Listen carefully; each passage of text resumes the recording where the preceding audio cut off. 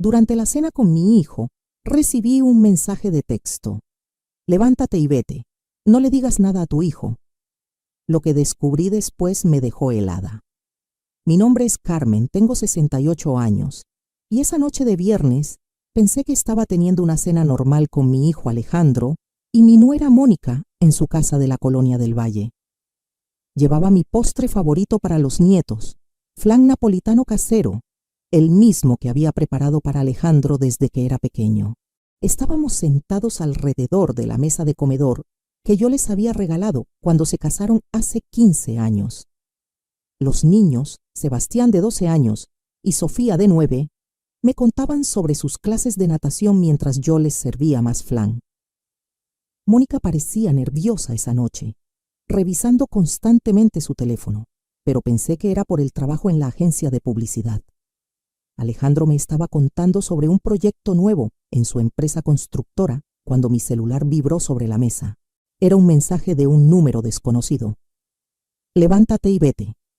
No le digas nada a tu hijo. Si quieres saber la verdad sobre lo que están planeando para ti, sal de la casa y espérame en el café La Parroquia de la esquina. Tienes 10 minutos. Mi sangre se heló. ¿Quién me estaba escribiendo? ¿Qué verdad? ¿Qué estaban planeando para mí? Miré alrededor de la mesa. Alejandro seguía hablando animadamente sobre su trabajo. Los niños reían jugando con las cucharas del flan. Y Mónica me estaba observando con una expresión extraña en los ojos, como si estuviera esperando algo. «Abuelita, ¿estás bien?», preguntó Sebastián. «Te ves pálida». «Sí, mi amor», mentí, guardando rápidamente el teléfono en mi bolsa. «Solo me mareé un poquito. Creo que necesito tomar aire fresco». «¿Quieres que te lleve a casa, mamá?», preguntó Alejandro, empezando a levantarse. No, respondí rápidamente, recordando las palabras del mensaje. «Es solo un mareo. Voy a caminar un poquito por la cuadra para que me dé el aire. En 10 minutos regreso». Mónica se tensó visiblemente cuando dije eso. «¿Estás segura, suegrita?», me preguntó con voz forzada. «Mejor quédate aquí. Te traigo un té de manzanilla». Pero yo ya estaba poniéndome mi rebozo azul, el que uso para las ocasiones especiales. «No te preocupes, Mónica. Conozco esta colonia como la palma de mi mano. Vengo caminando aquí desde que ustedes se casaron. Salí de esa casa con el corazón latiendo tan fuerte que pensé que se me iba a salir del pecho. El café La Parroquia estaba a solo una cuadra, pero esa caminata se sintió como la más larga de mi vida. ¿Quién me había enviado ese mensaje? ¿Por qué tenía que salir sin decirle nada a Alejandro? ¿Qué verdad era tan terrible que no podía escucharla frente a mi propio hijo? Cuando llegué al café, una mujer de aproximadamente 40 años se levantó de una mesa del rincón y me hizo señas. Era morena, elegante, con un vestido negro y expresión muy seria. «¿Señora Carmen?», me preguntó cuando me acerqué. «Sí, soy yo. ¿Usted me mandó el mensaje?». «Sí, mi nombre es Lucia y trabajo en el despacho de abogados donde su nuera Mónica ha estado yendo las últimas semanas». Mi mundo comenzó a tambalearse. «Siéntese, por favor», me dijo Lucía, señalando la silla frente a ella. «Lo que tengo que decirle va a cambiar su vida para siempre. Sigue mi historia hasta el final y comenta la ciudad desde donde me estás viendo para saber qué tan lejos ha llegado mi relato». Lo que esa mujer me reveló esa noche sobre la conspiración que mi propia familia estaba planeando contra mí fue algo que jamás imaginé que pudiera pasar. Me senté frente a Lucía con las manos temblando. El café estaba casi vacío a esa hora de la noche.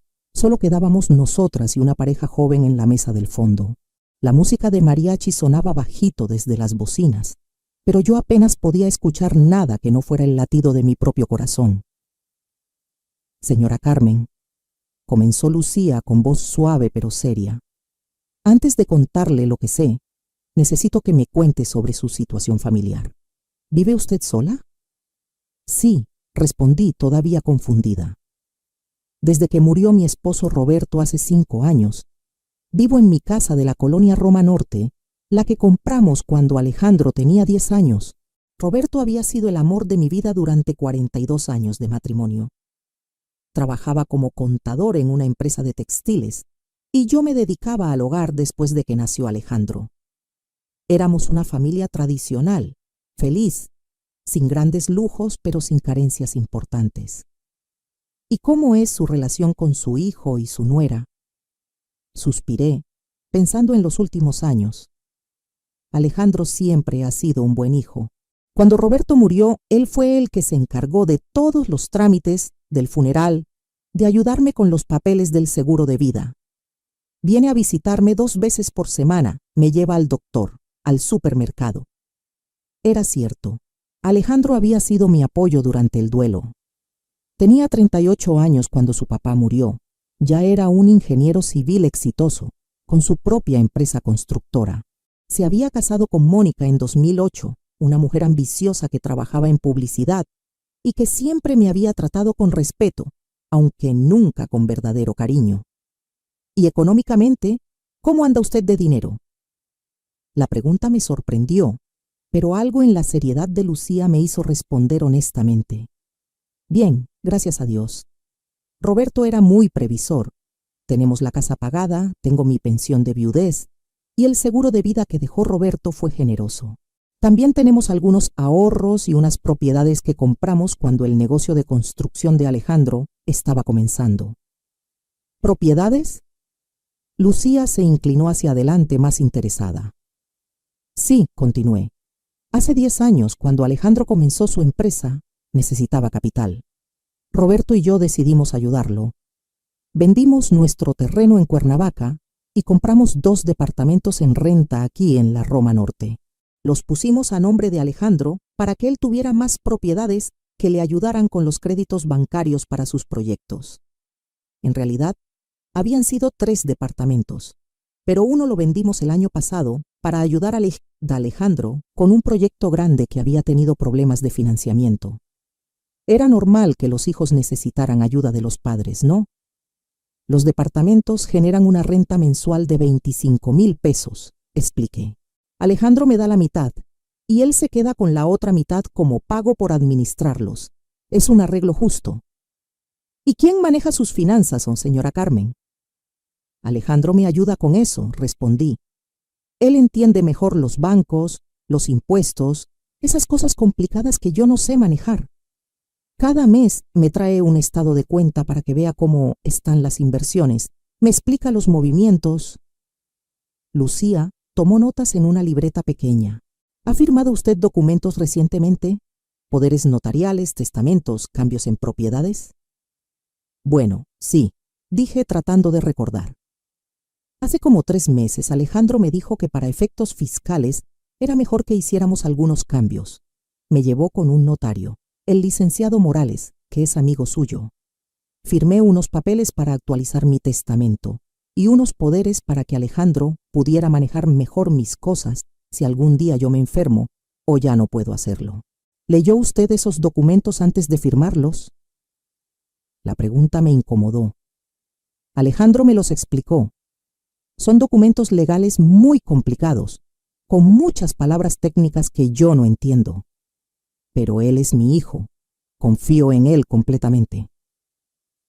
Lucía me miró con una expresión que me hizo sentir un hueco en el estómago. ¿Y Mónica? ¿Ella participa en estas decisiones financieras? Mónica siempre está presente cuando hablamos de dinero, recordé. Dice que como esposa de Alejandro, ella también debe estar informada sobre las finanzas familiares. De hecho, fue idea suya que fuéramos con el licenciado Morales para actualizar los papeles.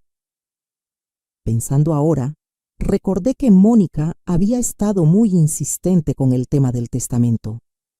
Suegrita me había dicho hacía unos meses, usted ya tiene 68 años. Es importante que tenga todo en orden por si algo pasa. No queremos que después haya problemas legales o que el gobierno se quede con lo que usted trabajó toda su vida. Sus palabras me habían asustado un poco. Yo me sentía perfectamente bien de salud, pero ella tenía razón. Era importante tener las cosas en orden. Lucía, le dije, sintiendo que mi voz temblaba, ¿por qué me está preguntando todo esto? ¿Qué es lo que sabe sobre mi familia? Lucía cerró su libreta y me miró directamente a los ojos. Señora Carmen, trabajo como asistente legal en el despacho del licenciado Herrera. Hace 2 semanas, el licenciado Morales, el notario que usted mencionó, llamó a nuestro despacho pidiendo asesoría sobre un caso complejo. Mi respiración se aceleró. Su nuera Mónica contrató nuestros servicios por separado, sin que su esposo lo supiera. Quería saber sobre procedimientos legales para declarar incapacidad mental en personas mayores. El mundo comenzó a girar a mi alrededor. ¿Incapacidad mental?, susurré. Mónica nos dijo que tenía una suegra de 68 años que estaba comenzando a mostrar signos de demencia senil, que se le olvidaban las cosas, que repetía las mismas historias, que a veces se confundía con las fechas y los nombres. Pero yo no, comencé a protestar. Yo sé que usted no tiene ningún problema mental, señora Carmen. Por eso decidí contactarla. Durante las citas que tuvo Mónica en nuestro despacho, mencionó cosas que me hicieron sospechar. Lucía sacó otra libreta de su bolsa. Mónica nos preguntó específicamente sobre los plazos legales. ¿Cuánto tiempo tardaba el proceso? ¿Qué tipo de evidencia médica necesitaba? ¿Qué pasaba con las propiedades una vez que se declaraba la incapacidad? No entiendo, balbuceé. ¿Por qué Mónica estaría preguntando eso? Porque según ella, una vez que usted fuera declarada incapaz, su hijo tendría que hacerse cargo completamente de sus bienes, y ella, como esposa, tendría derecho a participar en las decisiones sobre esas propiedades. Me aferré a la mesa para no caerme de la silla. Pero eso es imposible. Alejandro jamás haría algo así. Él me ama. Señora Carmen, dijo Lucía con gentileza, ¿usted sabe cuánto valen realmente sus propiedades y sus ahorros? Bueno, dudé. Alejandro me dice que la casa vale como 2 millones de pesos y los departamentos tal vez otro millón cada uno. Los ahorros, no estoy segura exactamente. Lucía negó con la cabeza. Señora, su casa en la Roma Norte vale por lo menos 4 millones de pesos. Los departamentos que usted dice que están a nombre de Alejandro, cada uno vale más de 2 millones. Estamos hablando de un patrimonio de más de 10 millones de pesos. La cifra me golpeó como un martillazo. 10 millones. Y eso sin contar las cuentas de inversión y los seguros. Señora Carmen, usted es una mujer muy rica, pero parece que no se ha dado cuenta. Las lágrimas comenzaron a rodar por mis mejillas. Durante 5 años, desde la muerte de Roberto, había confiado completamente en Alejandro para manejar nuestro dinero. Nunca había cuestionado sus explicaciones. Nunca había pedido una segunda opinión. ¿Y qué más le dijo Mónica en esas citas?, pregunté con voz quebrada. Mónica preguntó sobre los plazos para vender propiedades una vez obtenida la tutela por incapacidad. También preguntó sobre trasladar dinero a cuentas en el extranjero. ¿En el extranjero? Sí. Parece que Mónica y su esposo tienen planes de mudarse a Estados Unidos. Mónica nos dijo que su esposo había recibido una oferta de trabajo en Miami, pero que necesitaban liquidez para hacer la inversión inicial. Todo comenzó a tener sentido de la manera más horrible. Los últimos meses, Alejandro había estado hablando mucho sobre oportunidades de negocio en Estados Unidos. Mónica había comenzado a tomar clases de inglés. Los niños habían mencionado que tal vez cambiarían de escuela el próximo año. Pero yo nunca he mostrado signos de demencia, protesté. Estoy perfectamente bien de mis facultades. Por eso necesitan crear evidencia falsa, explicó Lucía. Mónica nos preguntó sobre médicos que pudieran diagnosticar demencia con base en testimonios familiares. También preguntó sobre la posibilidad de usar medicamentos que pudieran afectar temporalmente la memoria o la lucidez de una persona. El horror de lo que estaba escuchando me dejó sin habla. Mi propia nuera estaba planeando drogarme para hacerme parecer demente. ¿Y Alejandro?, pregunté aferrándome a la esperanza de que mi hijo no supiera nada de esto. Lucía me miró con compasión. Señora Carmen, el licenciado Morales llamó a nuestro despacho porque Alejandro también lo está presionando. Quiere acelerar los trámites para que usted firme más documentos. El notario comenzó a sospechar porque los cambios que están pidiendo son muy drásticos y muy rápidos. ¿Qué tipo de cambios? Quieren que usted firme una donación de todas sus propiedades a nombre de Alejandro y que lo nombre como su único heredero universal, excluyendo a cualquier otro familiar que pudiera tener derechos. Pensé en mi hermana Rosa, que vive en Puebla, en mis sobrinos, en todos los familiares que Roberto y yo habíamos querido incluir en nuestro testamento original. ¿Cuándo quieren que firme esos papeles?, pregunté con terror. Según lo que escuché, van a llevarla al notario la próxima semana. Me quedé en silencio, procesando toda esta información. Mi hijo, el niño que había criado con amor, que había estudiado ingeniería gracias a nuestros sacrificios, que había llorado en el funeral de su papá prometiéndome que siempre me cuidaría, estaba planeando robarme todo lo que tenía. Y su esposa, la mujer que había recibido como hija en mi familia, estaba dispuesta a drogarme y declararme demente para acelerar el proceso. ¿Por qué me está contando esto?, le pregunté a Lucía. ¿Por qué se arriesga a perder su trabajo? Porque tengo una abuela de 70 años, respondió con lágrimas en los ojos. Y si alguien estuviera planeando hacerle esto a ella, yo esperaría que alguien me lo dijera. En ese momento entendí que mi vida había cambiado para siempre, pero también entendí algo más importante. Todavía tenía tiempo para defenderme. Después de la revelación de Lucía, regresé a la casa de Alejandro en estado de shock. Había pasado 1 hora en el café, mucho más de los 10 minutos que había prometido. Cuando toqué la puerta, Mónica la abrió inmediatamente, como si hubiera estado esperando junto a la ventana. «Suegrita, ¿dónde estaba? Estábamos preocupadísimos», exclamó con una sonrisa falsa que ahora me parecía siniestra. «Se me hizo tarde platicando con doña Mercedes, mi vecina», mentí. «La encontré en el parque y ya saben cómo es de platicadora». Mónica me estudió la cara cuidadosamente. «Se ve usted muy pálida. ¿Está segura de que se siente bien?». Por primera vez en mi vida, escuché las palabras de mi nuera con sospecha. ¿Me estaba preguntando sobre mi salud por cariño genuino o estaba evaluando si ya era momento de comenzar su plan? «Estoy perfectamente bien», respondí con firmeza. «Solo un poco cansada». Alejandro apareció desde la sala cargando a Sofía en brazos. «Mamá, me asustaste. Mónica y yo ya estábamos pensando en salir a buscarte». Lo miré a los ojos, buscando alguna señal de la traición que estaba planeando, pero solo vi a mi hijo de siempre, preocupado, cariñoso, aparentemente sincero. «Perdón, hijo. Ya sabes que a mi edad una se distrae fácilmente». Las palabras salieron de mi boca automáticamente, pero me helé al escucharlas. ¿Había dicho eso porque realmente me sentía distraída o porque inconscientemente ya estaba adoptando el papel de la anciana confundida que ellos querían que interpretara? «Abuelita», dijo Sebastián corriendo hacia mí, «¿ya se te olvidó que quedamos en que me ibas a enseñar y hacer flan el sábado?» «Por supuesto que no se me olvidó, mi amor», le respondí abrazándolo fuerte, pero vi cómo Mónica y Alejandro intercambiaron una mirada significativa por encima de nuestras cabezas. Durante el resto de la velada, comencé a notar cosas que antes había ignorado. La manera en que Mónica me observaba cuando hablaba, como si estuviera tomando notas mentales. Cómo Alejandro me hacía preguntas aparentemente inocentes sobre mi rutina diaria, mis medicamentos, si recordaba bien las citas médicas. «Mamá», me dijo mientras tomábamos café después de la cena, «ayer pasé por tu casa para dejarte unas naranjas que compré, pero no abriste. ¿Estabas durmiendo a las 3 de la tarde?»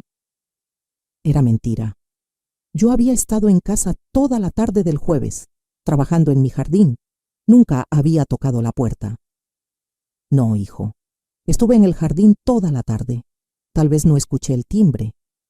«Qué extraño», murmuró Mónica. «El jueves yo también fui a visitarla a las 5 y tampoco abrió.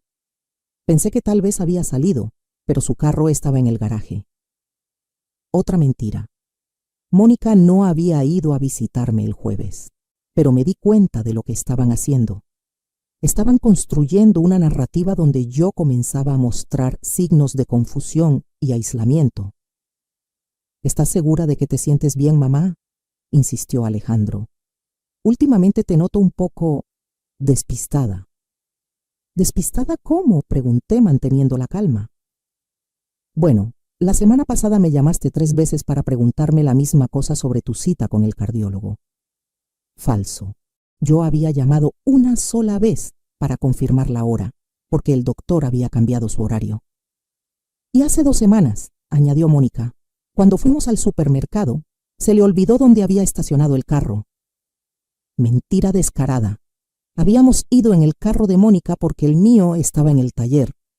Me di cuenta de que llevaban semanas, tal vez meses, fabricando evidencias de mi supuesta demencia. Y yo, como una tonta, no me había dado cuenta de que cada olvido que ellos mencionaban era una invención para construir su caso. Tal vez deberías ver ya a un doctor, mamá, sugirió Alejandro con voz preocupada, solo para asegurarnos de que todo esté bien. ¿Qué tipo de doctor?, pregunté, aunque ya sospechaba la respuesta. Un geriatra, respondió Mónica inmediatamente. O tal vez un neurólogo, alguien que se especialice en los cambios que vienen con la edad. De hecho, continuó Alejandro, Mónica conoce un doctor muy bueno, el doctor Salinas. Atiende a muchas personas de tu edad que han tenido pequeños episodios de confusión. Por primera vez en mi vida, miré a mi hijo y sentí miedo en lugar de amor. Estaban hablando de mí como si ya fuera una anciana senil, cuando yo me sentía perfectamente lúcida y capaz. No creo que sea necesario, respondí firmemente. Me siento muy bien. Mamá, insistió Alejandro, es solo por precaución. Después de que papá murió, hemos notado que a veces te olvidas de cosas importantes. ¿Cómo qué?, lo desafié. Alejandro y Mónica se miraron entre ellos, como si hubieran ensayado esta conversación. Bueno, comenzó Mónica, como el mes pasado cuando se le olvidó pagar la luz y se la cortaron. Mi sangre hirvió. Mónica, la luz nunca se cortó. Hubo un apagón en todo el barrio por unas obras de la CFE. ¿Estás segura, suegrita?, preguntó con una sonrisa condescendiente.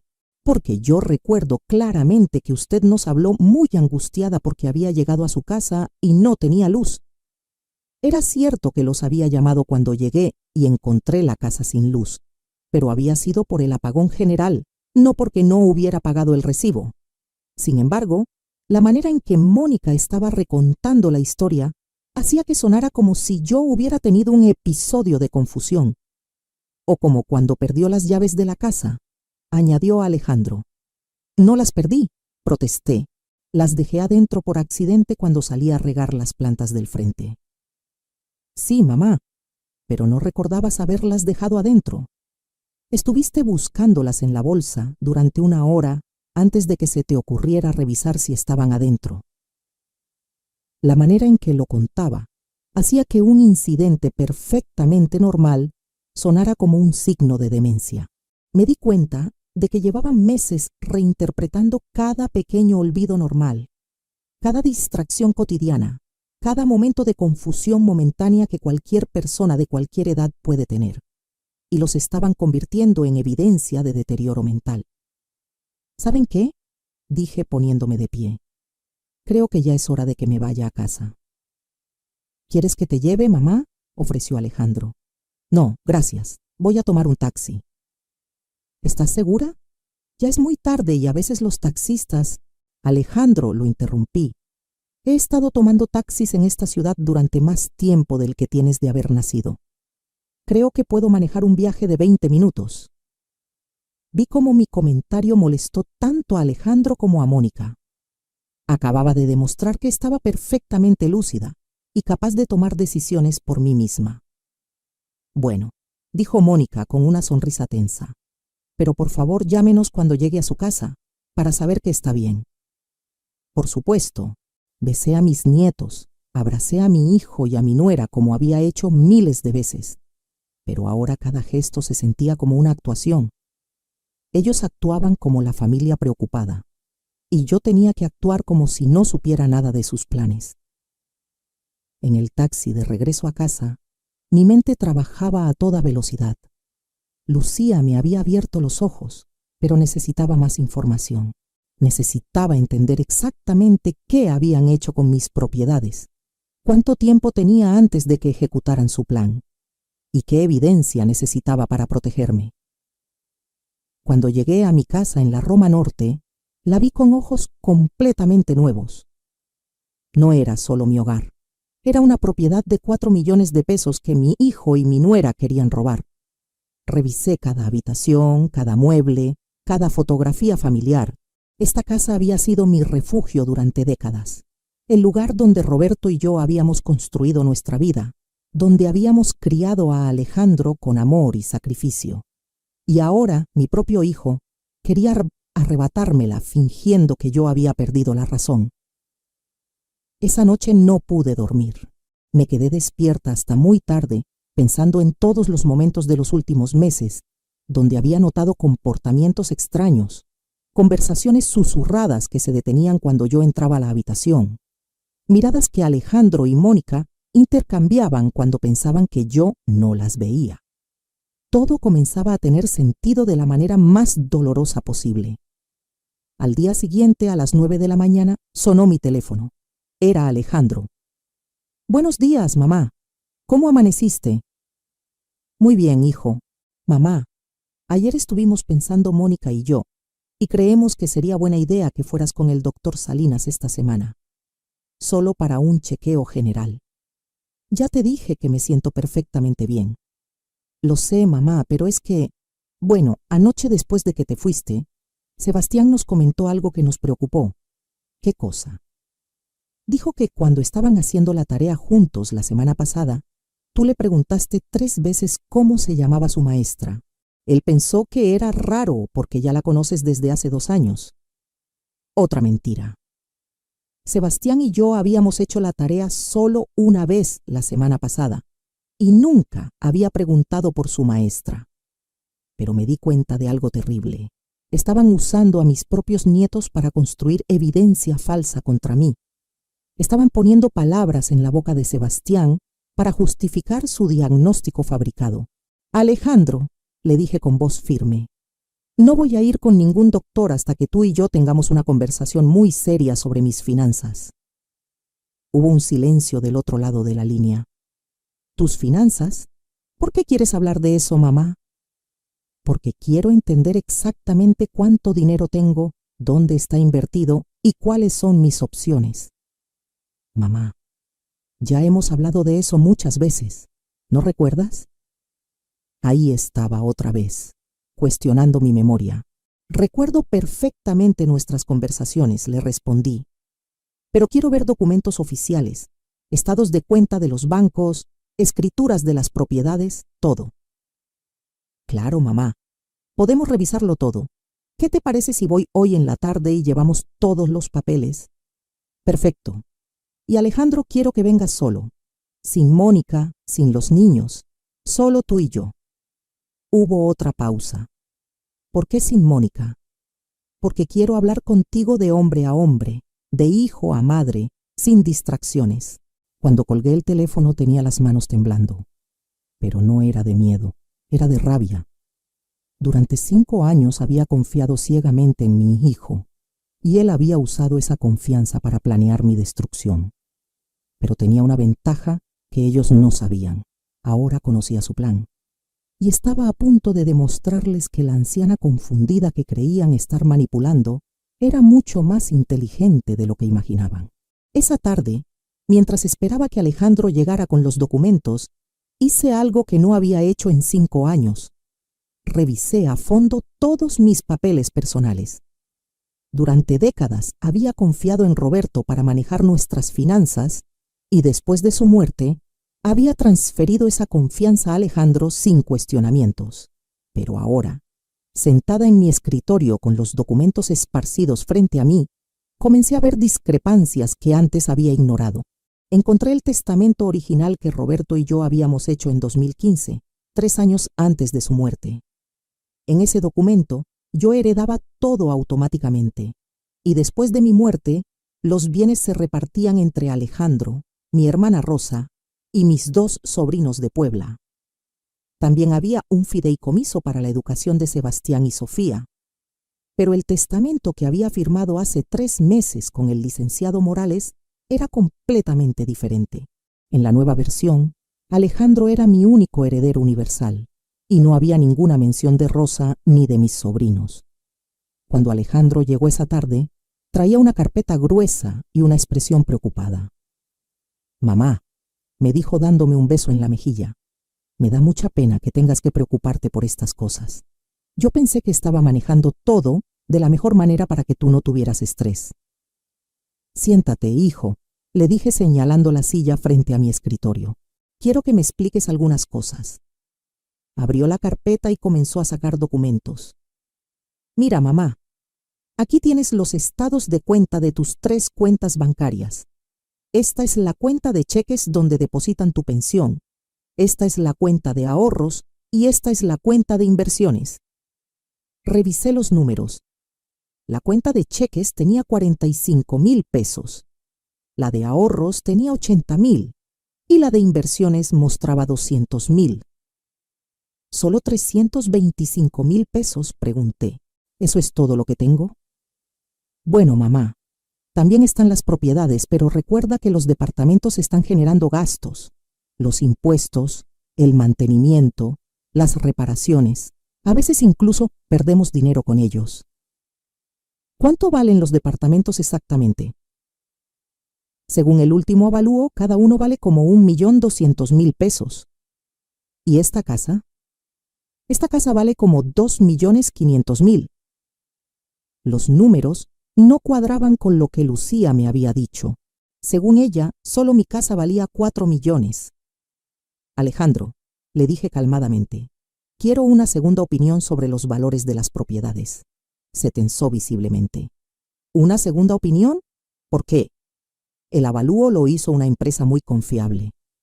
Porque quiero estar segura, es mi dinero, ¿no? Por supuesto, mamá.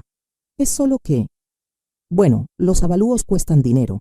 Y si ya tenemos uno reciente, no me importa lo que cueste. Vi cómo su mandíbula se apretaba. Era la primera vez en años que yo cuestionaba sus decisiones financieras. ¿Sabes qué, hijo? También quiero copias de las escrituras de todas las propiedades. Las escrituras están aquí, dijo señalando unos documentos en la carpeta. Los tomé y comencé a leerlos cuidadosamente. Era la primera vez en años que realmente leía un documento legal en lugar de simplemente firmarlo. Lo que descubrí me heló la sangre. Los departamentos ya no estaban a nombre de Alejandro para facilitar los créditos bancarios como él me había dicho. Estaban a nombre de una empresa llamada Constructora Familiar S.A.D.C.V. ¿Qué es Constructora Familiar?, pregunté. Es mi empresa, mamá. ¿No te acuerdas? Te expliqué que por cuestiones fiscales era mejor crear una empresa para manejar las propiedades de renta. ¿Y quién más forma parte de esta empresa? Bueno, yo soy el director general y Mónica es la subdirectora. Es normal en los matrimonios que ambos esposos participen en los negocios familiares. ¿Mónica tiene poder de decisión sobre mis propiedades? Solo en caso de que a mí me pase algo, respondió rápidamente. Es una medida de seguridad. Continué revisando los documentos. Encontré algo que me hizo sentir náuseas. Un contrato de administración donde yo le daba poder a Alejandro para vender, hipotecar o transferir cualquiera de mis propiedades sin mi consentimiento explícito. ¿Cuándo firmé esto?, pregunté mostrándole el documento. Hace como 6 meses cuando fuimos con el licenciado Morales. ¿No recuerdas? Te expliqué que era para agilizar los trámites en caso de emergencia. ¿Qué tipo de emergencia requeriría que vendieras mis propiedades sin preguntarme? Bueno, mamá, dijo con voz paciente, como si le estuviera hablando a una niña. Imagínate que te enfermas gravemente o que tienes un accidente y no puedes tomar decisiones. Si necesitáramos dinero urgente para tu tratamiento médico, este poder me permitiría vender una propiedad rápidamente. Sonaba razonable, pero después de lo que Lucía me había contado, todo sonaba siniestro. ¿Y este otro documento?, pregunté señalando un papel que no reconocía. Es una actualización de tu testamento. Simplificamos las cosas para evitar problemas legales después. ¿Qué le pasó a la parte donde Rosa y mis sobrinos heredaban algo? Alejandro suspiró como si fuera una pregunta muy complicada. Mamá, tú y yo hablamos sobre esto. Rosa tiene su propia familia y sus propios bienes, y tus sobrinos viven en Estados Unidos ahora. Tienen buena posición económica. Decidimos que era mejor concentrar la herencia en la línea directa. ¿Yo decidí eso o tú lo decidiste? Mamá, dijo con un tono que comenzaba a sonar molesto. ¿Por qué estás cuestionando todo esto? Durante 5 años he manejado tus finanzas sin problemas. Tu dinero ha crecido, tus propiedades se mantienen, tienes ingresos mensuales. ¿Cuál es el problema? El problema, le dije mirándolo directamente a los ojos, es que acabo de descubrir que mi dinero no ha crecido. Mis propiedades están subvaluadas y mis ingresos mensuales son mucho menores de lo que deberían ser. Se quedó callado por primera vez en toda la conversación. ¿Quién te dijo eso?, preguntó finalmente. Nadie me lo dijo. Yo misma estoy llegando a esas conclusiones. Mamá, dijo levantándose de la silla, creo que estás confundida. Tal vez deberías descansar un poco. Podemos continuar esta conversación mañana cuando estés más calmada. No estoy confundida, Alejandro. Y no necesito descansar, necesito respuestas. ¿Sabes qué?, dijo comenzando a recoger los documentos. Voy a pedirle al contador que prepare un reporte completo para ti. Números detallados, comparativos de mercado, todo. Así podrás ver que todo está en orden. No, le dije firmemente, poniendo mi mano sobre los papeles. Estos documentos se quedan aquí. Son míos. Mamá, necesito las copias originales para nada. Tú tienes copias en tu oficina. Estas se quedan conmigo. Por primera vez en mi vida, vi a mi hijo molestarse conmigo de verdad. Su cara se puso roja y sus ojos brillaron con irritación. Está bien, dijo con voz tensa, pero me preocupa que estés actuando tan sospechosa. No es normal que de repente desconfíes de todo después de tantos años. ¿Sabes qué sí es normal, Alejandro? Que una mujer de 68 años quiera entender exactamente cuál es su situación financiera. Claro, pero es que últimamente te noto muy alterada, muy diferente. Ahí estaba otra vez, cuestionando mi estado mental. ¿Diferente cómo? Más desconfiada, más paranoica, como si creyeras que todo el mundo te quiere hacer daño. ¿Y tú me quieres hacer daño, Alejandro? La pregunta quedó flotando en el aire como una bomba sin explotar. ¿Cómo puedes preguntarme eso?, respondió con voz herida. Soy tu hijo. Todo lo que hago es por tu bien. Entonces no debería molestarte que quiera revisar mis propias finanzas. No me molesta, mintió. Solo me preocupa que estés estresándote innecesariamente. Después de que Alejandro se fue, me quedé sola con los documentos esparcidos sobre mi escritorio. Pero ahora tenía algo que no había tenido en años. Información real sobre mi situación. Y también tenía algo más importante, la certeza absoluta de que mi hijo me estaba mintiendo. Los números no cuadraban, las explicaciones eran inconsistentes, y cada vez que yo hacía preguntas específicas, él trataba de desviar la conversación hacia mi supuesto deterioro mental. Pero lo que más me dolía no eran las mentiras financieras. Era darme cuenta de que mi propio hijo, el niño que había criado con amor incondicional, me veía como un obstáculo que había que remover para obtener mi dinero. Esa noche tomé una decisión que cambiaría todo. No iba a ser la víctima vulnerable que ellos esperaban. Iba a usar cada día de lucidez que me quedara para proteger lo que era mío y para descubrir hasta dónde llegaba su traición. Al día siguiente iba a comenzar mi propia investigación. Y cuando tuviera todas las pruebas que necesitaba, Alejandro y Mónica iban a descubrir que habían subestimado completamente a la mujer que creían poder engañar tan fácilmente. Por primera vez en meses, me fui a dormir sintiéndome poderosa en lugar de vulnerable. No sabía exactamente qué iba a hacer, pero sabía que no me iban a robar sin pelear. Al día siguiente llamé a Lucía al despacho de abogados. Necesitaba ayuda profesional, pero tenía que ser muy cuidadosa de no levantar sospechas. Lucía, le dije cuando contestó, necesito que me ayudes con algo, pero nadie puede saber que estamos en contacto. Por supuesto, señora Carmen, ¿qué necesita? Quiero que me recomiendes un valuador independiente para mis propiedades y también necesito el nombre de un contador que pueda revisar mis finanzas sin que mi hijo se entere. Puedo ayudarla con ambas cosas, pero señora Carmen, ¿va a confrontar a su hijo directamente? Todavía no. Primero necesito tener todas las pruebas. Si ellos sospechan que yo sé algo, pueden acelerar su plan. Tiene razón, le mando por mensaje los contactos que necesita.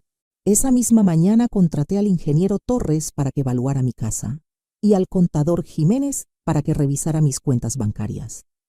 Les pedí absoluta discreción y les pagué en efectivo para que no hubiera rastro de transferencias bancarias. Durante los siguientes días, actué como la abuela de siempre. Fui a visitar a Sebastián y Sofía, les llevé comida casera, les ayudé con la tarea. Pero ahora cada conversación con Alejandro y Mónica era como caminar sobre hielo delgado. «Suegrita», me dijo Mónica el miércoles mientras tomábamos café. ¿Ya pensó en lo que le dijimos sobre ir al doctor? ¿Cuál doctor?, pregunté fingiendo confusión. El doctor Salinas, el geriatra, para que le haga un chequeo general. Ah, sí. No he tenido tiempo. Es que nos preocupa mucho, insistió. Ayer Alejandro me contó que usted se puso muy nerviosa revisando los papeles financieros. Eso no es normal en usted. No es normal que quiera entender mis propias finanzas. No, suegrita. Usted nunca se había preocupado por esas cosas. Siempre había confiado en Alejandro para manejarlas. Era verdad, pero ahora entendía que esa había sido mi primera equivocación. Bueno, Mónica, a los 68 años una aprende que es mejor estar informada. Pero es que se puso usted tan alterada, continuó. Alejandro llegó a la casa muy preocupado. Dice que usted lo acusó prácticamente de robarle. No lo acusé de nada, solo hice preguntas. Señora Carmen, dijo Mónica usando ese tono condescendiente que ahora reconocía. ¿No cree que tal vez está usted siendo un poquito paranoica? Paranoica. Esa palabra otra vez. Paranoica por querer saber cuánto vale mi casa. Paranoica por desconfiar de su propio hijo después de 5 años de que él ha manejado todo perfectamente. El jueves por la mañana recibí los resultados del valuador.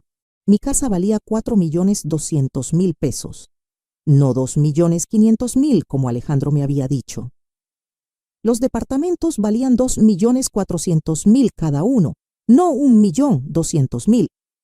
En total, mis propiedades valían más de 9 millones de pesos, no los 5 millones que aparecían en los documentos de Alejandro. El contador Jiménez me dio noticias aún peores. Mis cuentas bancarias habían tenido mucho más dinero durante los últimos años, pero había habido transferencias constantes a cuentas que yo desconocía.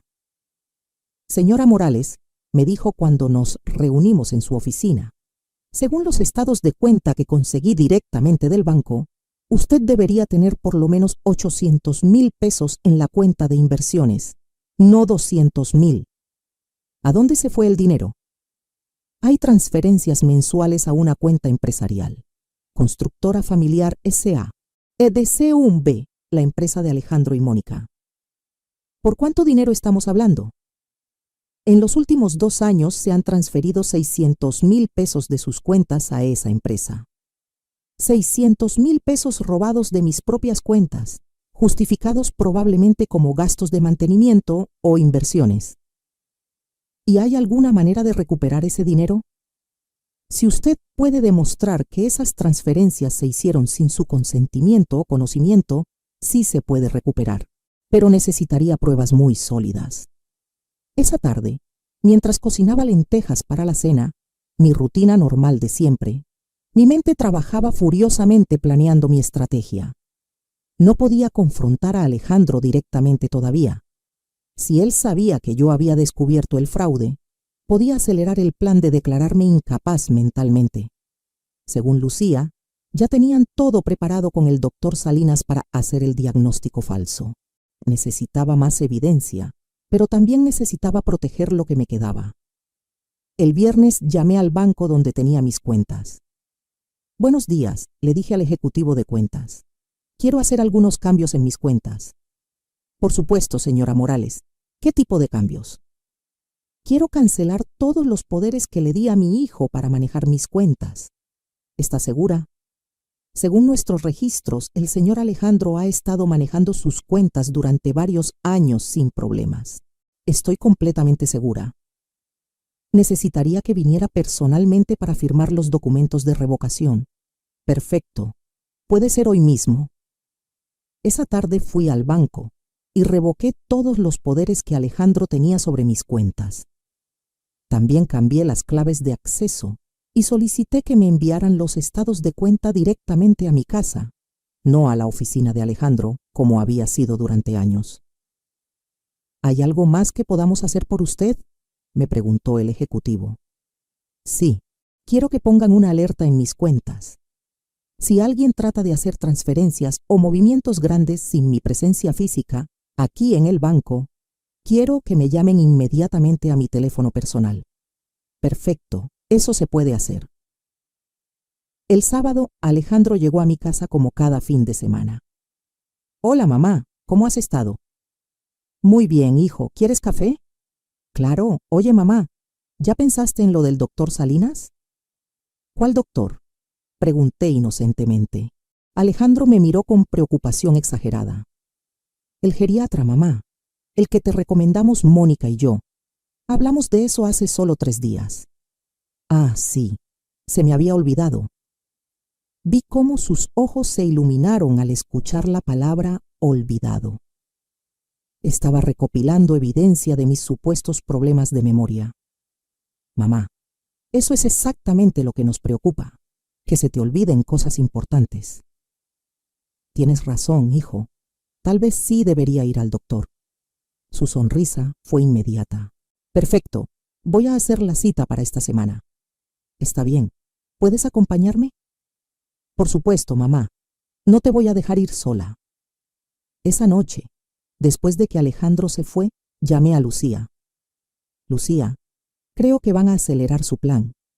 Alejandro quiere llevarme con el doctor Salinas esta semana. Señora Carmen, ¿está preparada para lo que viene? Creo que sí. Tengo los valuadores reales de mis propiedades. Tengo evidencia del dinero que han robado. Y ya protegí mis cuentas bancarias. ¿Y qué piensa hacer? Voy a ir a esa cita médica. Pero antes voy a prepararme para demostrar que estoy perfectamente cuerda. ¿Cómo? Voy a grabar toda la consulta. Voy a hacer que el doctor Salinas se retracte de cualquier diagnóstico falso frente a testigos. Y después voy a confrontar a mi hijo con todas las pruebas que tengo. Es arriesgado, señora Carmen. Lo sé, pero estoy cansada de fingir que no sé nada. Es hora de que Alejandro y Mónica descubran que la anciana tonta, que creen estar manipulando, no es tan tonta después de todo. El domingo por la noche, mientras planchaba mi vestido azul para la cita médica del lunes, me sentí más fuerte de lo que me había sentido en años. Durante 5 años había sido víctima de la manipulación de mi propio hijo, pero ahora tenía información, tenía pruebas y, más importante, tenía un plan. Alejandro y Mónica habían subestimado completamente a la mujer que creían poder engañar tan fácilmente. Estaban a punto de descubrir su error. El lunes por la mañana me vestí con especial cuidado. Mi vestido azul marino, mi collar de perlas que Roberto me había regalado en nuestro 20º aniversario y mis zapatos de charol negro. Si iba a enfrentar una conspiración, lo haría con dignidad. Alejandro llegó puntualmente a las 10 de la mañana. Buenos días, mamá. ¿Lista para ir con el doctor? Lista, le respondí, guardando discretamente mi teléfono en mi bolsa con la grabadora activada. En el carro, mientras manejaba hacia el consultorio, Alejandro no paraba de hablar. Mamá, quiero que sepas que esto es solo por precaución. El doctor Salinas es muy bueno, muy comprensivo. Solo va a hacerte algunas preguntas sencillas, nada complicado. ¿Qué tipo de preguntas? Cosas básicas. Fechas, nombres, memoria reciente. Es un protocolo estándar para personas de tu edad. ¿Y qué pasa si el doctor encuentra algo problemático? Alejandro me miró por el espejo retrovisor. Mamá, si el doctor encuentra que tienes algún inicio de demencia o algo así, no es el fin del mundo. Hay tratamientos, medicamentos, y nosotros estaremos ahí para ayudarte con todo. ¿Ayudarme cómo? Bueno, tal vez tendrías que tomar decisiones sobre tu casa, tus finanzas, cosas que podrían ser demasiado estresantes para ti si no estás al 100% mentalmente. Ahí estaba. La preparación psicológica para que yo aceptara entregarle el control total de mi vida. El consultorio del doctor Salinas estaba en una clínica privada muy elegante en Polanco. Cuando entramos, la recepcionista nos saludó como si ya nos conociera. Señora Morales, el doctor Salinas la está esperando. El doctor era un hombre de unos 50 años, calvo, con lentes dorados y una sonrisa que me pareció falsa desde el primer momento. Señora Carmen, me dijo estrechándome la mano, es un placer conocerla. Su hijo me ha contado mucho sobre usted. ¿Ah, sí? ¿Qué le ha contado? El doctor miró a Alejandro, como buscando permiso para hablar. Me ha contado que ha estado preocupado por algunos cambios en su memoria y su comportamiento. Doctor, intervino Alejandro. Como le expliqué por teléfono, mi mamá últimamente se olvida de cosas importantes. Repite las mismas preguntas. A veces se confunde con las fechas. Entiendo, dijo el doctor tomando notas. ¿Y cuándo comenzaron estos episodios? Hace como 6 meses, mintió Alejandro. Al principio pensamos que era estrés por la muerte de mi papá, que fue hace 5 años, pero últimamente ha empeorado. Cada palabra que salía de la boca de mi hijo era una mentira cuidadosamente construida. Señora Carmen, me dijo el doctor, ¿usted cómo se siente? ¿Ha notado estos cambios que menciona su hijo? Doctor, le respondí con voz clara y firme. Me siento perfectamente bien. Mi memoria está intacta, no tengo confusión mental, y las únicas cosas que he estado cuestionando últimamente son las finanzas de mi familia. Vi cómo Alejandro se tensó en su silla. ¿Problemas financieros?, preguntó el doctor. No problemas, aclaré. Solo quiero entender mejor mis propias inversiones y propiedades. Por primera vez en mi vida estoy revisando personalmente mis estados de cuenta. Mamá, interrumpió Alejandro, pero es que la manera en que lo haces es muy agresiva, muy diferente a como eras antes. ¿Agresiva por hacer preguntas sobre mi propio dinero? No agresiva, se corrigió rápidamente, sino desconfiada, como si creyeras que yo te estoy engañando. ¿Me estás engañando, Alejandro? La pregunta cayó como una bomba en el consultorio. El doctor dejó de escribir. Alejandro se puso rojo y por primera vez desde que había empezado esta farsa, hubo silencio total. Mamá, dijo Alejandro finalmente, ¿cómo puedes preguntarme eso? Es una pregunta simple, hijo. ¿Me estás engañando con mis finanzas? Por supuesto que no. Entonces no te molestará que te diga que mandé evaluar mi casa independientemente y que vale 4.200.000 pesos, no 2.500.000 como tú me dijiste. El color se le fue de la cara completamente. ¿Tú mandaste evaluar la casa? Sí, y también los departamentos. Cada uno vale 2.400.000, no 1.200.000. El doctor Salinas nos miraba alternadamente, claramente confundido por el rumbo que había tomado la consulta. Señora Carmen, intervino, estas discrepancias son las que la tienen preocupada. Doctor, estas no son discrepancias, son mentiras. Mi hijo me ha estado mintiendo sobre el valor de mis propiedades durante años. Mamá, dijo Alejandro con voz desesperada, los avalúos pueden variar mucho dependiendo de quién los haga. ¿Y qué me dices de los 600.000 pesos que han desaparecido de mis cuentas bancarias? El silencio ahora era ensordecedor. ¿600,000 pesos? Preguntó el doctor. Sí, doctor. Durante los últimos 2 años, mi hijo ha transferido 600,000 pesos de mis cuentas personales a su empresa, sin mi conocimiento explícito. Alejandro estaba sudando visiblemente.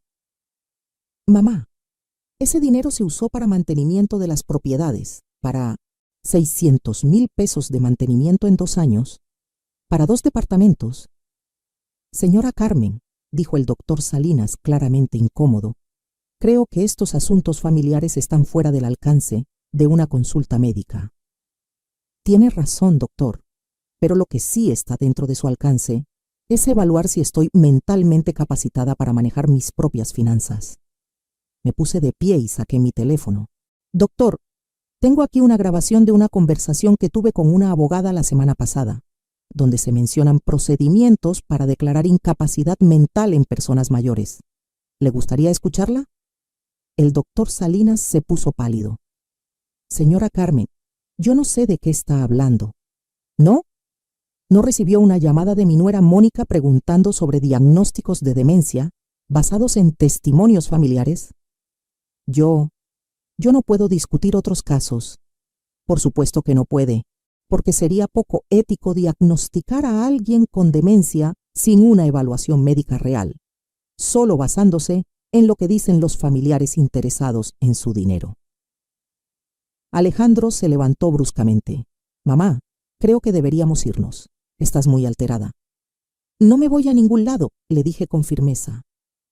Doctor Salinas, quiero que me haga una evaluación mental completa, ahora mismo. Pruebas de memoria, de orientación, de capacidad de decisión, todo lo que necesite para determinar si estoy o no capacitada mentalmente. Señora Carmen, eso no es necesario. Sí es necesario, porque quiero que quede documentado oficialmente que estoy perfectamente cuerda. Durante la siguiente hora, el doctor Salinas me sometió a una batería completa de pruebas mentales, preguntas sobre fechas, cálculos matemáticos, memoria a corto y largo plazo, capacidad de razonamiento. Respondí todo perfectamente. Señora Carmen, dijo finalmente el doctor, sus resultados están completamente dentro de los parámetros normales para una persona de su edad. No hay ningún signo de deterioro cognitivo o demencia.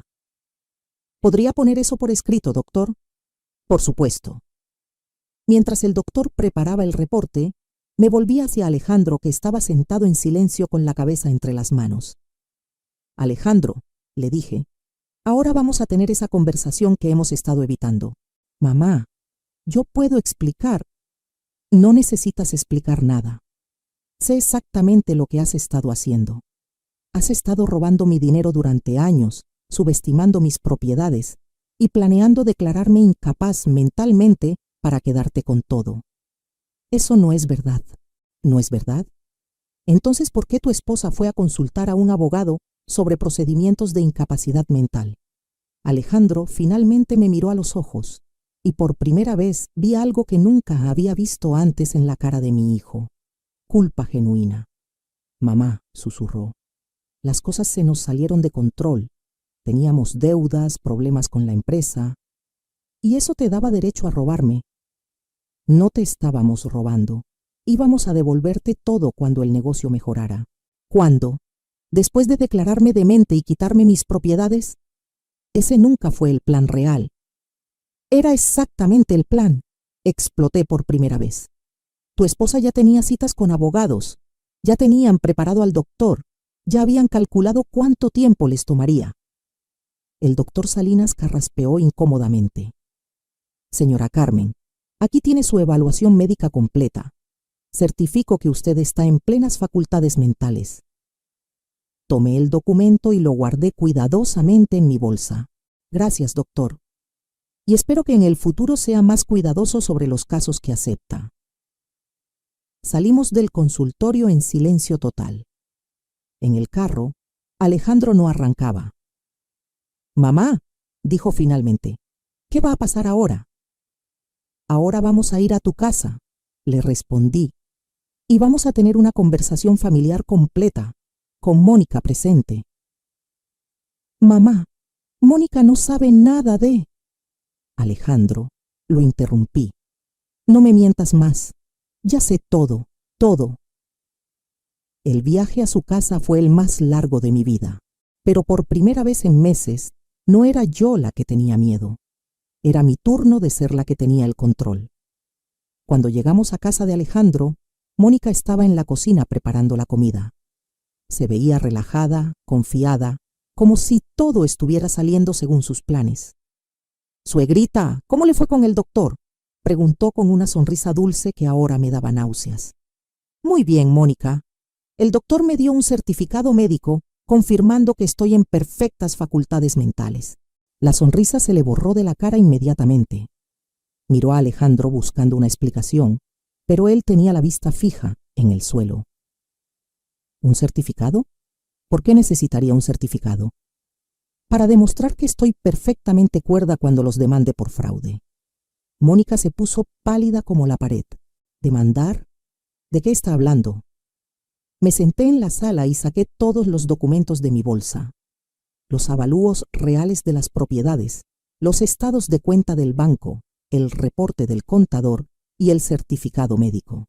«Siéntense los dos», les ordené. «Es hora de que sepan exactamente lo que sé».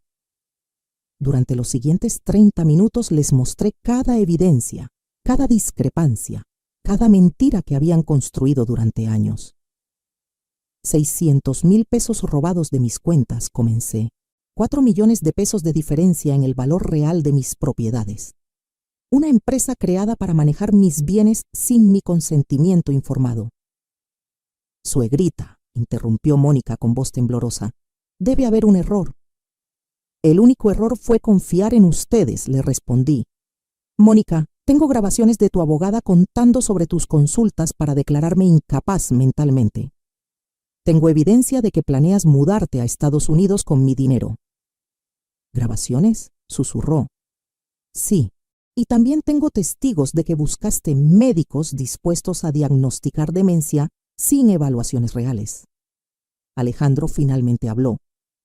«Mamá, todo esto comenzó porque teníamos problemas económicos graves.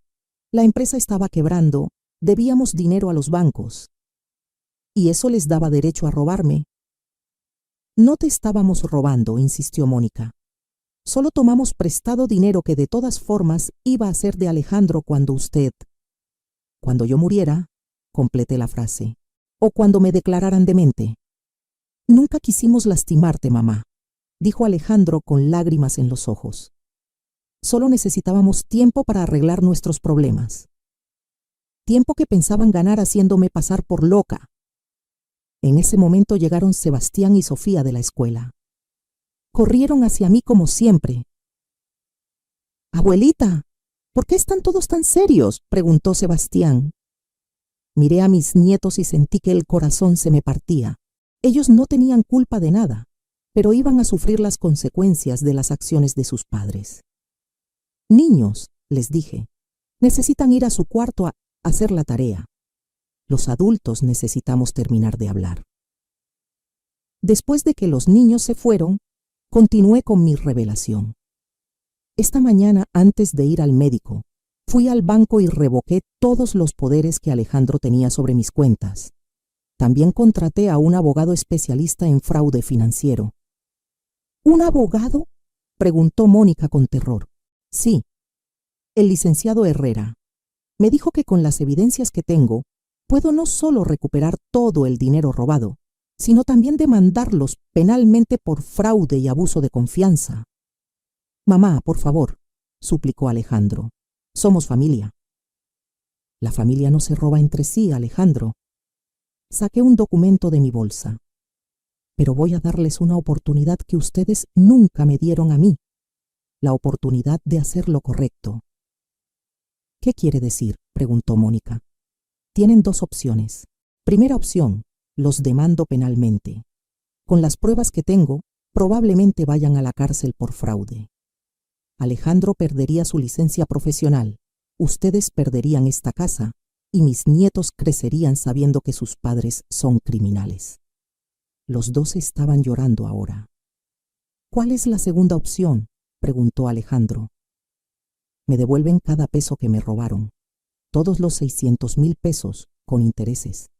Transfieren de vuelta a mi nombre las propiedades que pusieron en su empresa y firman un documento renunciando a cualquier herencia futura. ¿Renunciar a la herencia?, preguntó Mónica horrorizada. Sí. Ustedes demostraron que no merecen heredar nada mío. Cuando yo muera, mis bienes irán a mis nietos en un fideicomiso que ustedes no podrán tocar hasta que ellos cumplan 25 años. Pero mamá, protestó Alejandro, ¿cómo vamos a pagar 600,000 pesos?